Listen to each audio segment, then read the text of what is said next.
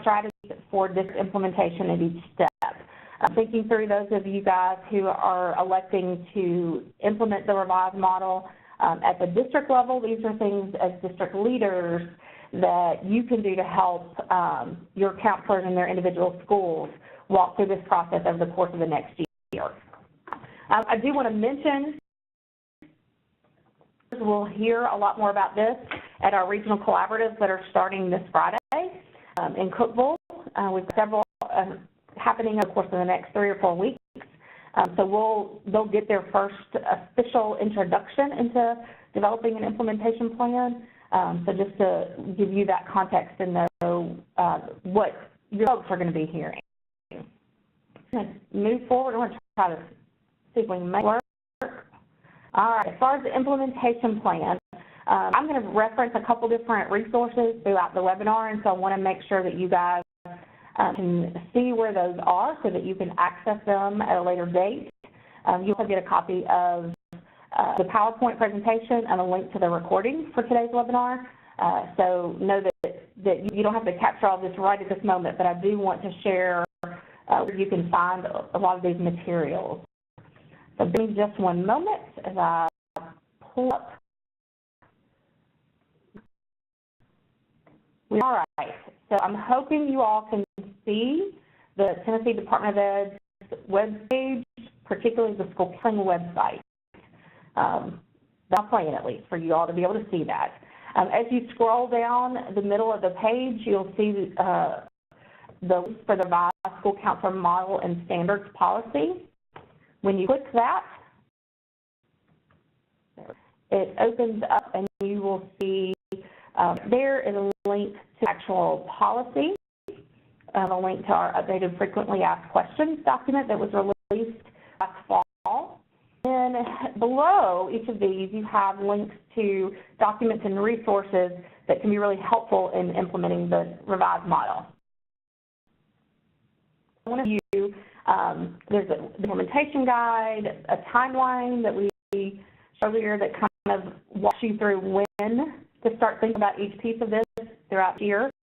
And then through templates on, we will continue to add different resources as we go. So this will be a place that you can come back to time and time again. So I encourage you to bookmark it and have your counselors bookmark it as well. I do use the implementation plan document so that you can see that. This, again, is a planning tool for you guys. You're not required to use it. Uh-oh, you're not seeing it. I'm not sure exactly what happened. It's a site.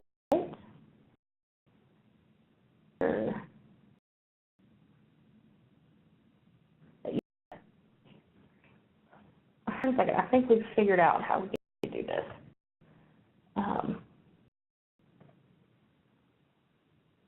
I appreciate your patience. About technology.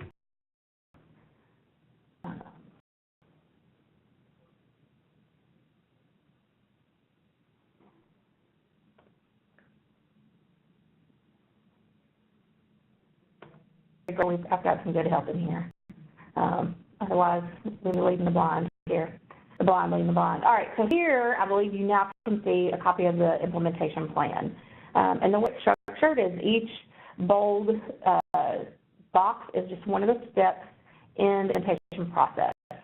And as you are developing your plans for your district and as well as the fund your school, it's just to help you make sure you're on track, to help you think through planning. Who are the folks that we need to have take the lead on these things?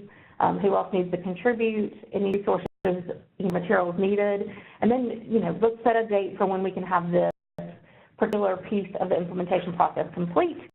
That will help keep you on track so that when we get to the end of the school year, you guys will be in really good shape to fully implement the program and the model for next school year. That's what the planning document looks like. So you've got that information. I'm going to switch us back to the website or the webinar. All right, and now we're going to jump in. So the steps to implementing this model. There are 17 steps, which can take a lot. There's a lot of several of them that you'll only do once or twice and then go back and review. So as you're thinking about this beginning, it looks like a lot, and you're probably okay to feel overwhelmed. You're not alone in that. You want to break this down step by step. So the expectation is that you move through this at the pace that works for you all, particularly at the district level. So just going through the steps real quickly, and then as we talk about the strategies for each, we'll dig into them a little bit more. The first thing you're going to do is identify an implementation team, then conduct your program audit, get a kind of a baseline of where you are right now, and then use that information to complete the implementation plan, which is what I just showed you all. At that point, you're going to develop your school counseling philosophy, review and update policies that may need that, work to meet the program expectations that we know are important in order to implement the model.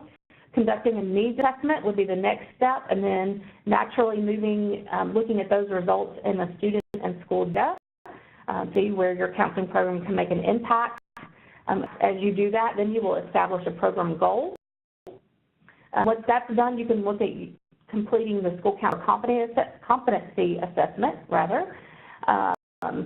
move forward, completing the program management agreement, doing the action plans, making you've got your counselor laid out, identifying and writing lesson plans to address those standards, training on a counseling program, establish an advisory council, evaluate your counseling program, and then finally reviewing your program results.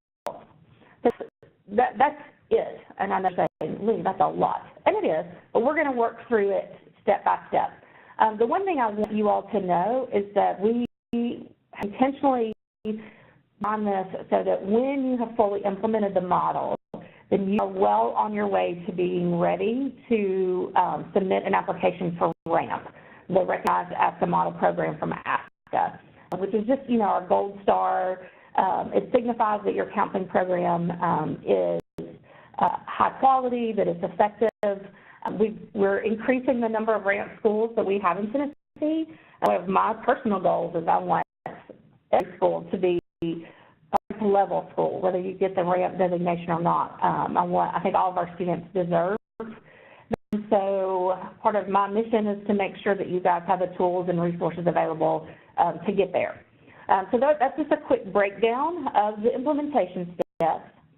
We'll move forward, and I do want to point out the implementation guide. There will be a link to this on the website that I give you. This is a step-by-step guide for what you need to do to implement the counseling model. If you've not taken a look at it, I would encourage you to do that. You'll notice that it's set up in such a way that at the conclusion of each step, it gives kind of some action-oriented directives. And we've given 3 different types of action.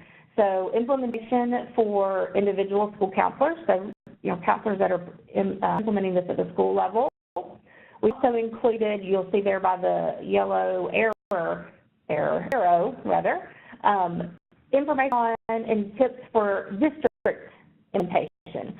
A lot of the information that we're talking about today is also included in the implementation guide. Finally, the third group action step is for schools that are implementing it, or rather school counselors that are implementing it in multiple schools, because that creates some interesting challenges. And so we've provided some guidance to those counselors who are serving in multiple settings. Got this resource guide to go back to. It is online because we will continually update it, particularly with our early adopters, getting feedback from those folks and using their life lessons learned. We'll go back and enhance our guide so that you guys have access to their good work and experience.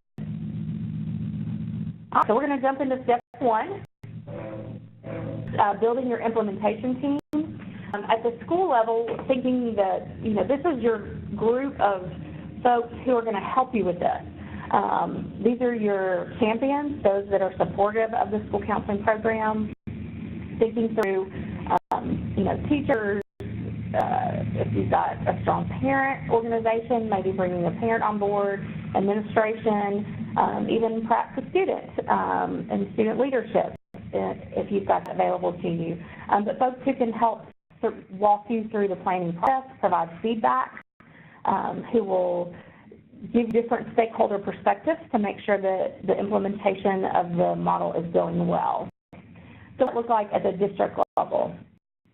Well, implementing this at the district level, and I advise that you all have a district implementation team as well. That group of individuals can help guide the implementation of the model from that district perspective. Those folks could be your supervisor of school counseling or that district lead school counselor. Of course, it makes sense to have some representative school counselors on your team, to have some school administrators on your team. Think about the makeup of your individual districts. You might be other staff at the office where it makes sense to bring them on board. Whether you've got academic, curriculum instruction folks or student support folks, but you bring together individuals who, again, will help you really champion and support the transformation, both at the district level and then also provide perspective and feedback happening at the school level. As a district lead, certainly you can suggest who it might make sense for your individual school counselors to include on their teams, but that's certainly the call that you all can make. We're not saying that you have to at all. We're just putting it out there as a possibility.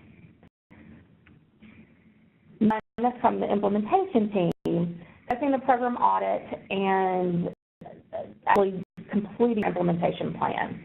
Now remember, your audit is focusing just on the implementation of the model. We're not looking necessarily at the effectiveness of what's already happening, but just where are our counselors right now in comparison to the model? What steps are already in place, what are not, those kinds of things. And it really helps to create a baseline for where you are and then figure out what are the next steps and put your plan together.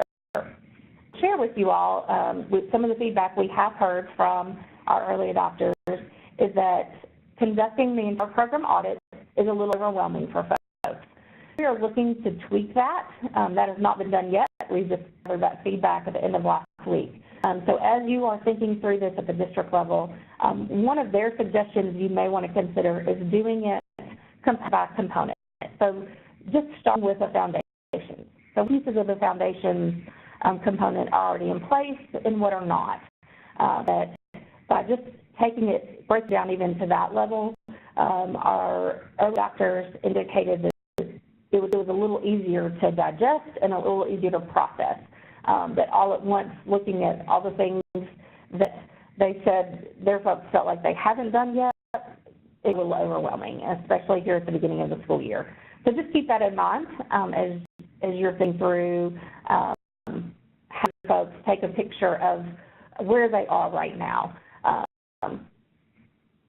And using that information to then go back and really spend some time thinking through making your plan for implementation, what that would look like. Consider creating a district plan for implementation that would look a little different than the regular implementation plan, but just are highlighting some specific strategies that you can use that information to formulate your own implementation plan at the district level. Here is that school counseling philosophy, the beliefs, what we believe to be true about school counseling, our vision and mission statement. There's really two different approaches that you can take here. The first is looking at this from the district perspective. So if you are having everyone in your district begin implementation and think through or begin this process of transformation, you may want to develop a district counseling philosophy. So thinking about as a district, your briefs are all the same, and the vision and mission statements are all the same, and then have each school counseling program adopt the district philosophy as their own. So that's only one approach. The other approach would be that you as a district team think through what are the beliefs, vision, and mission that you have for your district level counseling department, really thinking through how are you going to support the school counselors at the school level. That's really the driving force and the center of your counseling philosophy. And then if you do that, then individual schools and school counselors would then come up with their own group beliefs, their own vision and mission statements. It really is up to you. There's one preferred way over the other, just how you want to approach it in your district. Certainly some of the highlights of doing a district level counseling philosophy is that it does increase equity and consistency among counseling programs throughout your district. One of the strengths of having each school do their own is that it allows its schools to individualize to meet the individual needs of each school community. So that's a call that you guys can make, given what's best for your particular district. For us to review and update policies, we have the Tennessee Code annotated. We have some legislation around school counseling. Of course, this new policy from the State Board of Education. We have our ethical standards. All of those really guide kind of our foundation of what we do. As a district team, it makes good sense to develop a presentation around those school counseling guidelines, particularly for folks who are not in the know. We know that we have a lot of folks who don't have a complete and comprehensive understanding of what school counseling should be. So this is one way to share and let them know, hey, you know, there are laws, there's legislation, there's policy, we have these ethical standards, and let that kind of guide some of the transformation work. So that's certainly something that you could do at level, and you can share that in with other district leaders. Or you may choose to do a training with your counselors to make sure that they're aware. Hopefully, they've all had an opportunity to see the model, which references a lot of these policies and guidelines. The other thing you can do at the district level is take a look at your policies and procedures to make sure that there's not anything that is unintentionally creating a barrier to getting this work done. There could be a lot of different examples of this. One that comes to mind is you know, a particular policy or procedure or practice, a common practice around having access to students. That students are not able to be pulled out of area of content classes. That could impact the counseling program at that particular school or district. If our, I just had one and it just left my head.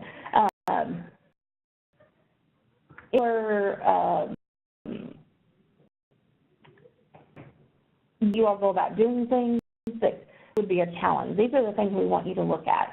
And in terms of your implementation plan, we're not saying all of these have to be done now. We're saying come up with a plan to do this work. So don't feel like you can't move to step 5 until you've reviewed all of your policies and procedures. So that is not in fact the case. But as you think about the transformation, we want you to be thoughtful about those particular pieces that need to be tweaked a little bit so that it becomes more supportive of really strong counseling programs in your school. And then as a counseling district team, thinking through how we make sure that the guidelines are being followed in all the schools throughout the implementation of the program.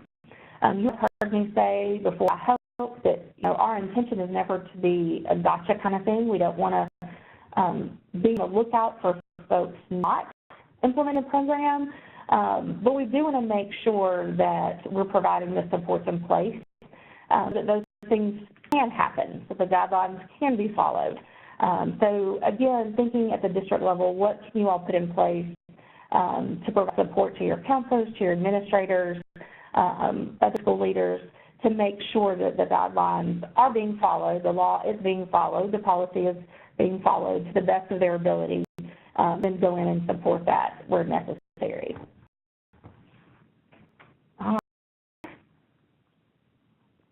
So similar lines, looking at program expectations. And about the model, this was certainly an area that got a lot of attention and lots of conversation. And this is around those types of decisions, those things that our administrators and school leaders need to do to support having a strong comprehensive counseling program in their buildings, so around the budgets, facilities, materials, staffing, ratios, how we're using our time, and then, of course, aligning our responsibilities to that school counseling training and experience. So think about that at the district level. Your role becomes really, really important, especially if you are doing this as a district. I think it will be really important for you as the district leads and district team members to really direct and guide school counselors on how to go through this process. Thinking about the decisions that may be made at the district level that are outside the locus of control of your counselors or even sometimes your building principals.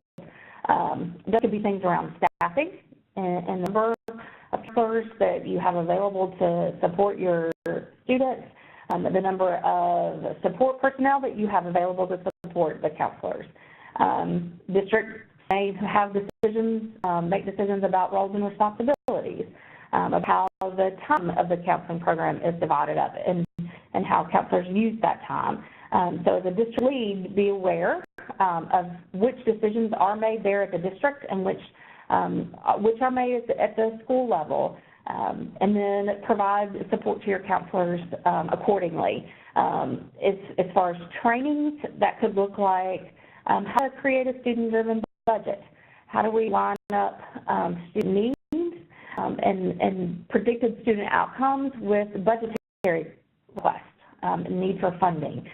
So spending some time helping build their capacity around that. And then advocating for the counseling program. We do want to make sure that we don't send a message that this work is about getting counselors out of things, but it's about getting counselors into the right things so that all students have access to strong counseling programs. That's what this work is about at the end of the day.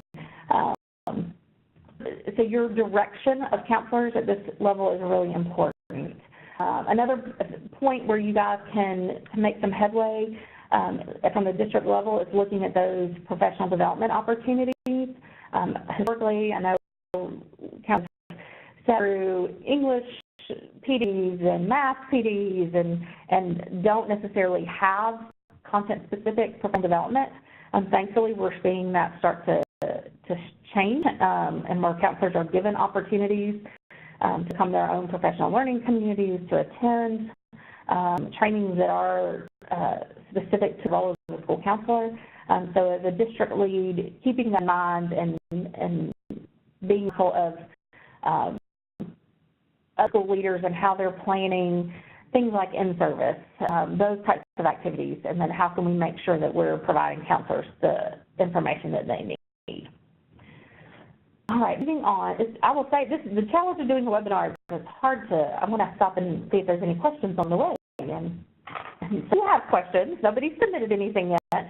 Know that, just a quick reminder, submit that and be sure you're submitting it to the presenter so that I can see it. And we'll try to answer those as we're going through. All right, step 6, conducting a needs assessment.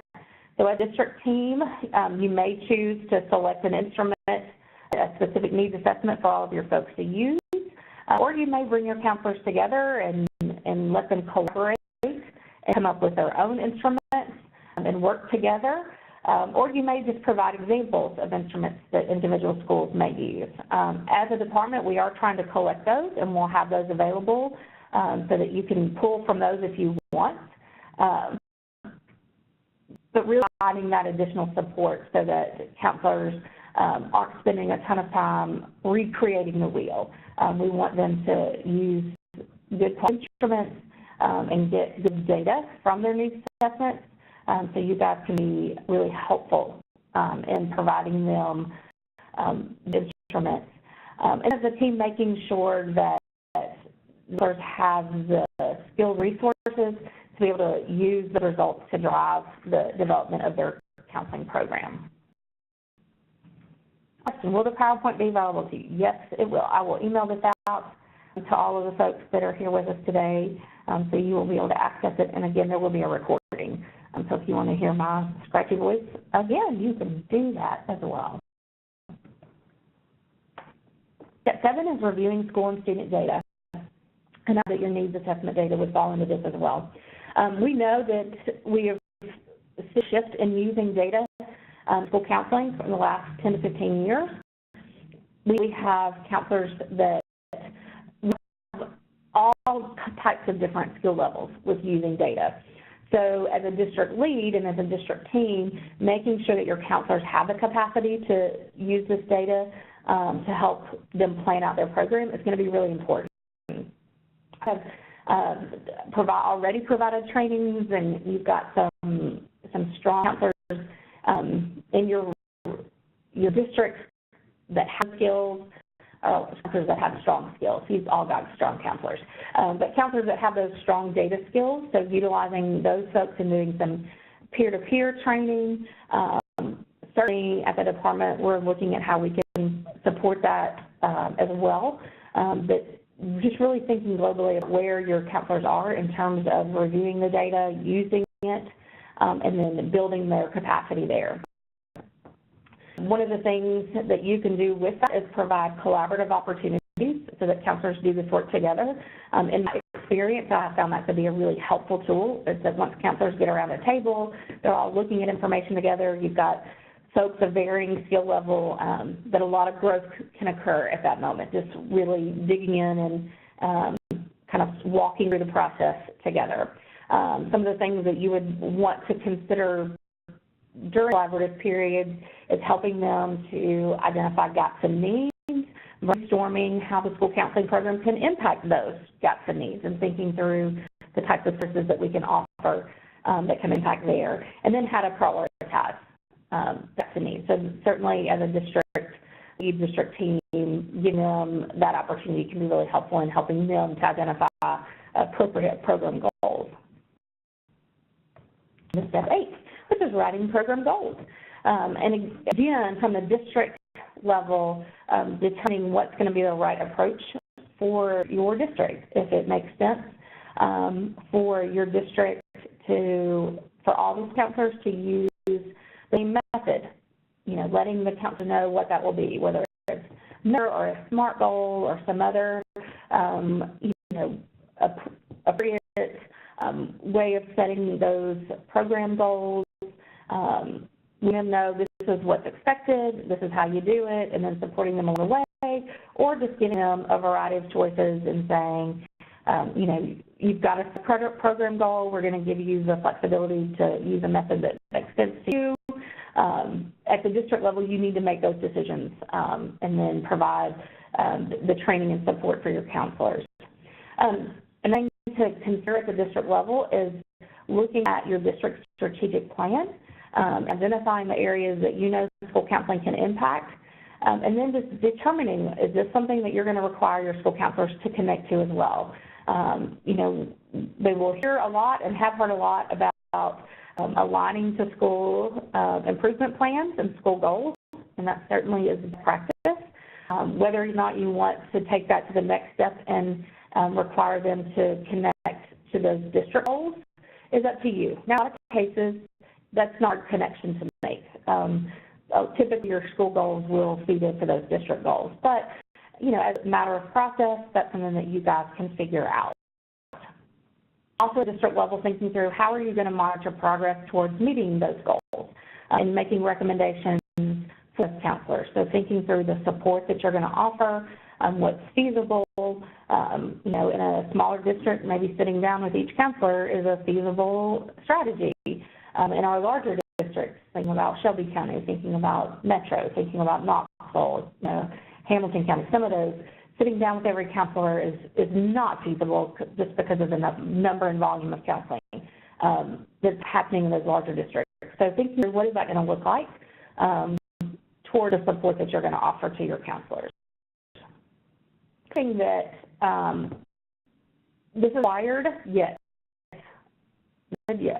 One of the things your advisory council has talked about in terms of accountability is having some kind of district level program goal report where you all would report out to the department, me, the kinds of goals that your counselor set and whether or not they met them.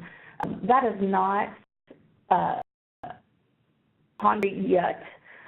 Your advisory council will be meeting later this fall to make those recommendations. I personally think it's a good practice. I will share with you all, if you've not heard this before, in both districts I served in, being able at the district level to gather that data from my counselors and then share it with school leadership, with administrators, with other counselors, become a really good tool to communicate with some of our administrators and folks who maybe didn't have a strong understanding of what these program goals look like, to be able to say, hey, here's how our counseling program is impacting our strategic goals. To have that data can be a really powerful tool. I would encourage you to think about what that could look like in your district and it's a plan to pursue that.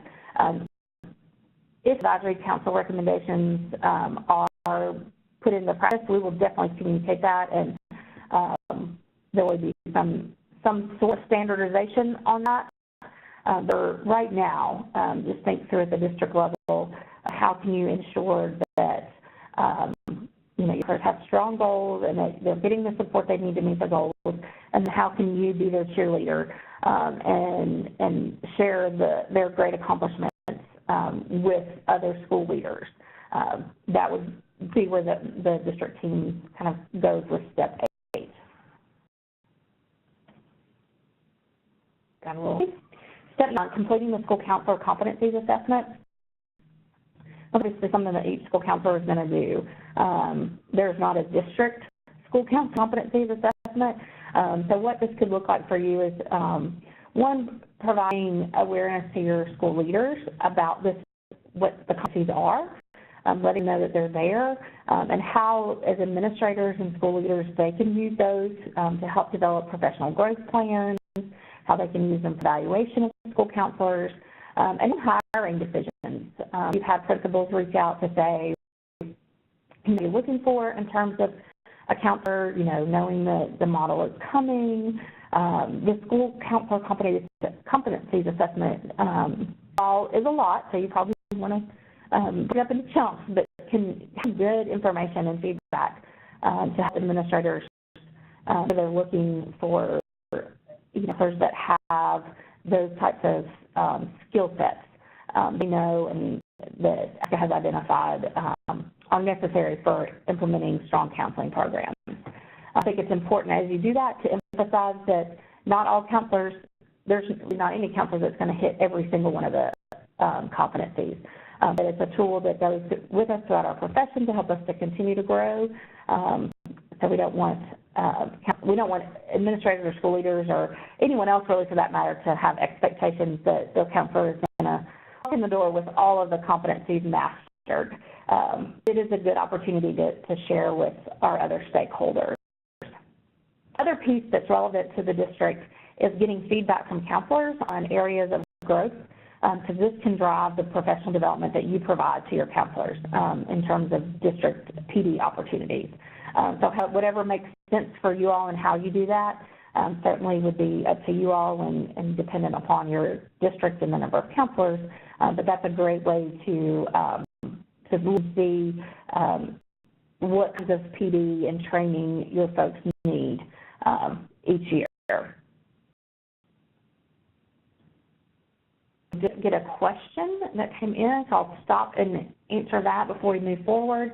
Is each school to have an implementation team, or may the school-level implementation teams be divided by grade bands? So each school should have their own implementation team. If you think about this in terms of like on the ground what this looks like. You've got your counselor in the building, and they are going to need, 2 or 3 folks that are also in the building who can help provide feedback specific to what's happening there. If you have a district-level team that is looking at foreign district implementation, that team is going to need to be a little bit broader and should have representatives for different grade bands within that. If you want to divide that team into grade bands and thinking about providing training, working with your counselors, coaching, those kinds of things so that they can really focus in on the nuances and the different approaches that are aligned to the grade bands, that certainly is fine.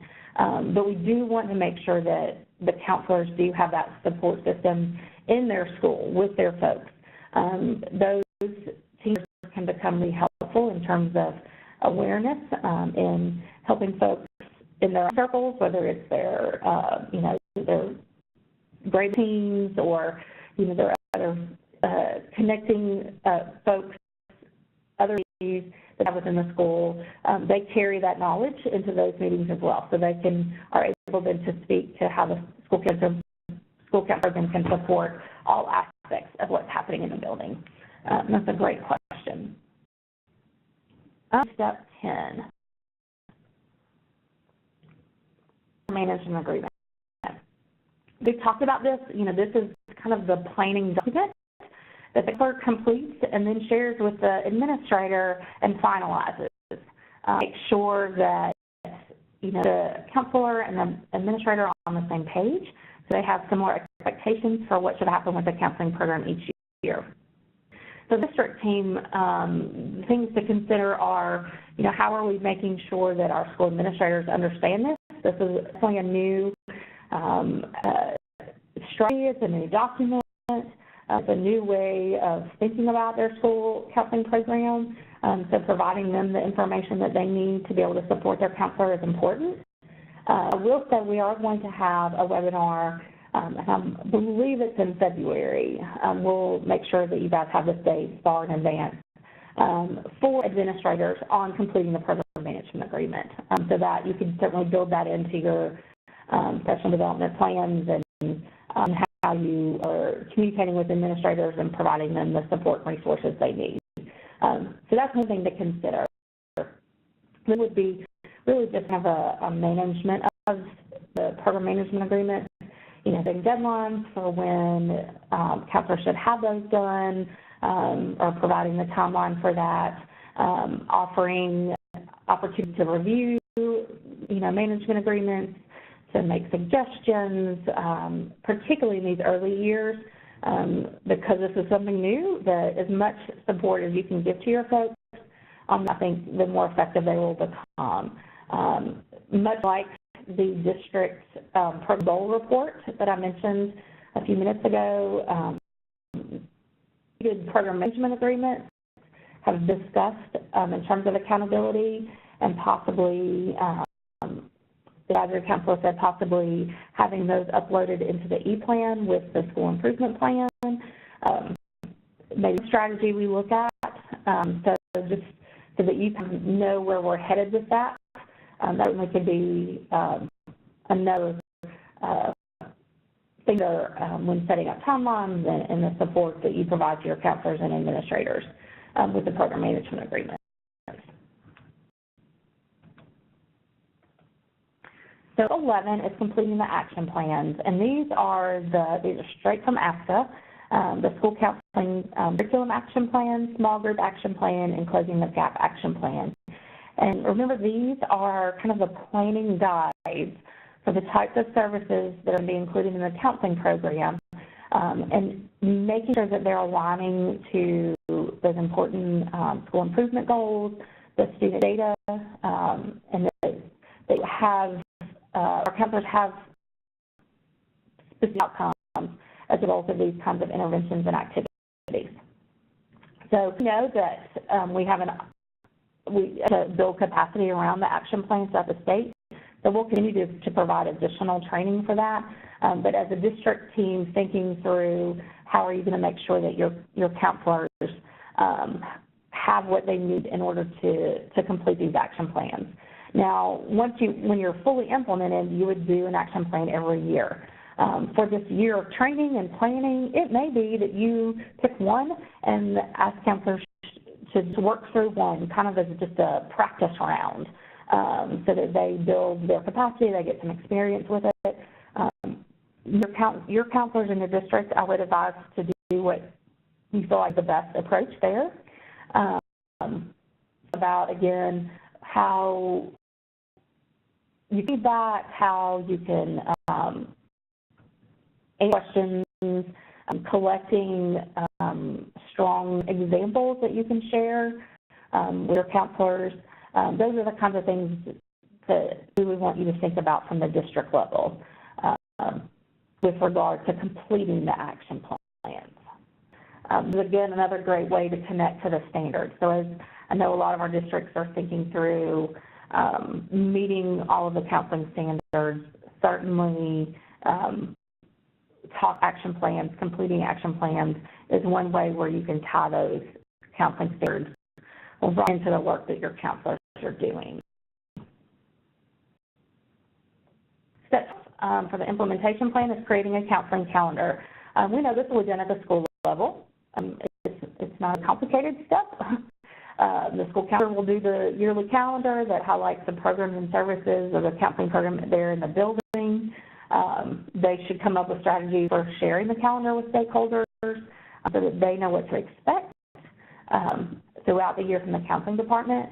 For the district team, I think the biggest ask here is just making sure counselors know about important events at the district level, things that they need to be aware of. Hopefully, a lot of folks know how to build a calendar. If they don't, you might need to provide some training there, but I think the list here for district teams is very light, and just reminding them, hey, let's make sure you've got calendars and that you're communicating with different stakeholders. 13 is writing lesson plans. Again, this is more of a lift from the school counselor, but we expect that the school counselors will write their lesson plans for their curriculum and small group activities, that they will share really strong lesson plans and activities and interventions. The department, as we continue to build out our resource guide, that they don't want to, as the first bullet, just write their lesson plans, they find the appropriate lesson plans. So we want to welcome those available to them. So keeping in mind at the district level, how can you support them, whether it's giving counselors collaborative time to come together to work on lesson plans, whether it's having a counselor share a lesson plan at every one of your trainings, however you want to work that, I think is be helpful. I do want to share, and I'm not going to put her on the spot. I know earlier she was dialed in. Rebecca Sudduth in Knox County Schools, she is leading a great effort around creating really strong lesson plans with her counselors. And because we are short on time, I won't put her on the spot and ask her to share. But I am going to say, if you're interested, Rebecca, I hope it's okay that I'm giving her name, that they could reach out and learn a little bit more about that. We're actually going to be working with Rebecca to utilize a lot of her really great work there into the resource guide. So I think that we have a great resource there in terms of making sure that counselors have the plans to address the student standards.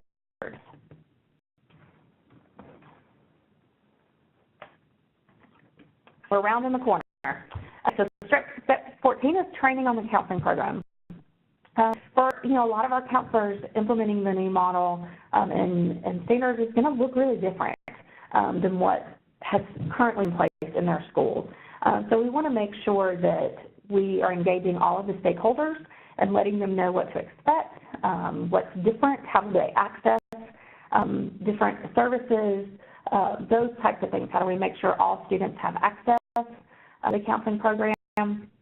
So from district level, thinking through, you all at district want to create a presentation that can be individualized in each school that they then share with faculty, with parents, with students, where they're able to kind of just slip in their own individual school information, make it, the school logos and those kinds of things are added to it.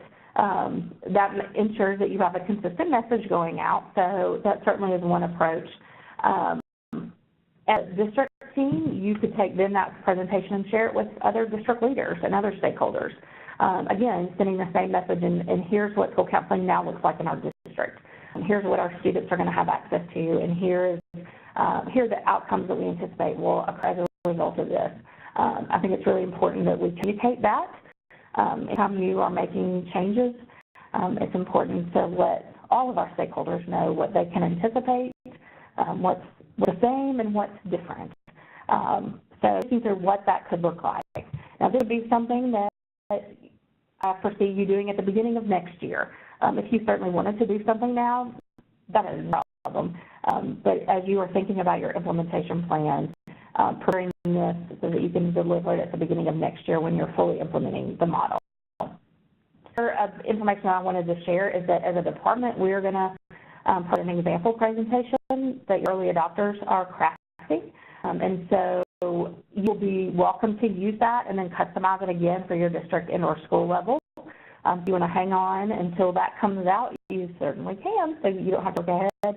But if you have got some folks that have got some great presentations and those are already happening, feel free to share those as well. 15, this is about an advisory council.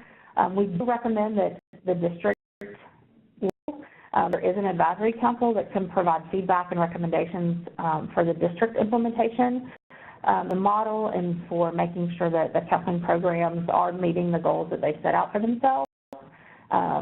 As a district, you all can model the structure, the representation, who should be on it, how often meet, those particular logistical pieces for your counselors. I think it can provide some good feedback for you. And again, thinking through bringing folks who can be good advocates and good champions for school counseling, particularly as we are looking at making some changes. And changes, admittingly, that could require funding and so we'll just leave it at that. We need to, that require a lot of support from the community in order to make the kinds of things happen. So again, the advisory council can be helpful for you.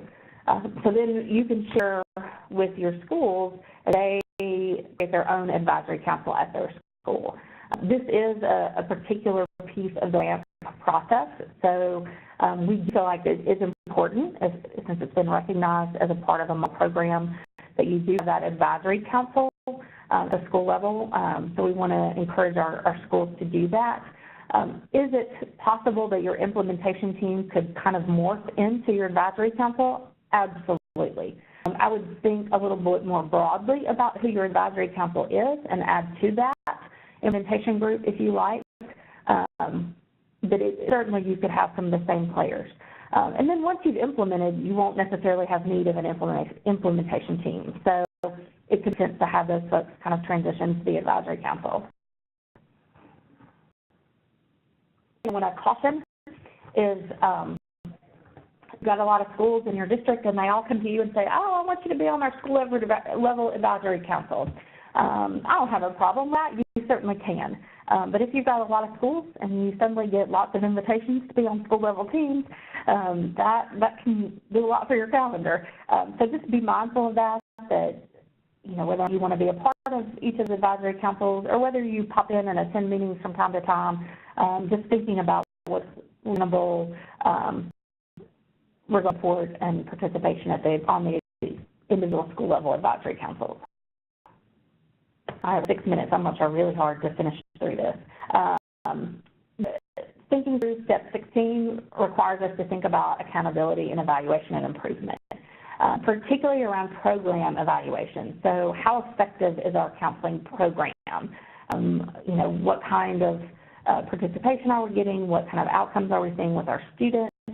Are we aligning our data to our activities and our strategies to help students? Those are the kinds of things that we want to think about in terms of program evaluation, so that when you get to step 16 and you think about, every conduct a program evaluation, at the district level, you may have one evaluation that you want to use throughout the district, and much like the other steps, that it's your call. You can do that, or you can allow each counselor to come up with an evaluation that's more on to what's happening in their individual school programs. It'll be important from the district level to communicate the importance of doing the evaluation piece. A lot of times at the end of the year, things get crazy, and we have lots of activities and not nearly enough time, and so some of that reflecting and the evaluation that's important to building strong programs doesn't happen. So being intentional about supporting your school counselors and make sure that they themselves time to conduct the program evaluation, and then really use those results for planning for the following year and looking at how are we going to improve our program, maybe using that data in conjunction with data, school and data to identify program goals, those particular pieces. And we're going to be collecting examples of program evaluation instruments that we'll have available to share, so much like the needs assessment. If you want folks to we'll have some for them, or if you want to choose one and have everyone use it, then that's certainly an option as well. Step 17, near the end, thinking about reviewing and sharing program results. So this is kind of the second part of that program evaluation. The school counselor will complete the results reports for their action plans. And this is thinking through once it's fully implemented. So if you just kind of have a trial run this year with one of the action plans, it would make sense then to do a trial run with the results report. It just allows us to see where the interventions and activities that were planned to make to bring about student change, do that. So that, is this something we continue? Is this something we tweak? Is this something that we set aside and start over? So we want to make sure, again, that our programs are effective and high quality. And so spending time looking at our results is important to meeting that goal. So as a district team, reviewing the program goals and looking at the results report, one of the things that is mentioned in the implementation guide is that the school will come up with like a one-pager. Here's how we did. Just a little kind of cut and dry, the impact of the counseling program for this calendar school year in terms of data. So from a district perspective, looking at, how can you support counselors in developing that one-pager, and then review it with them, providing them some suggestions, set up opportunities for, peer suggesting and suggestions and coaching. It gives you an opportunity as a district lead to highlight individual schools' successes. If you've got some really great stories, really great outcomes, sharing those with other stakeholders. And other stakeholders, I do include myself in that, because the more I can share of the great things you all are doing, the better. So sharing how we're making a difference also gives you some data to make recommendations for next year's program goals. And it's a way for you to recognize and celebrate those accomplishments. It's important for us to take time to do that, to see what comes as a result of this hard work. So a district team thinking through what that could look like in terms of supporting the counselor through this process, and then using the data to recognize the efforts and as an advocacy tool with other stakeholders. That is our presentation, our 17 steps of the implementation process. Look of the district implementation side. We flew that quickly, I know. If you have questions, please send them in. We will continue to address this aspect of implementation throughout the year. We do have our district counselor supervisor network that we're trying to increase and and give you an opportunity to interact with one another and to share with one another. And so this will certainly be a topic of some of those conversations. But I'm for just a second and see, are there any questions that I can answer at this point about anything that we've shared? Any other things that have come up in looking at implementing the model at the district level? We might come out as ideas and do something about as you move forward. Submit those questions to the presenter, to the teacher.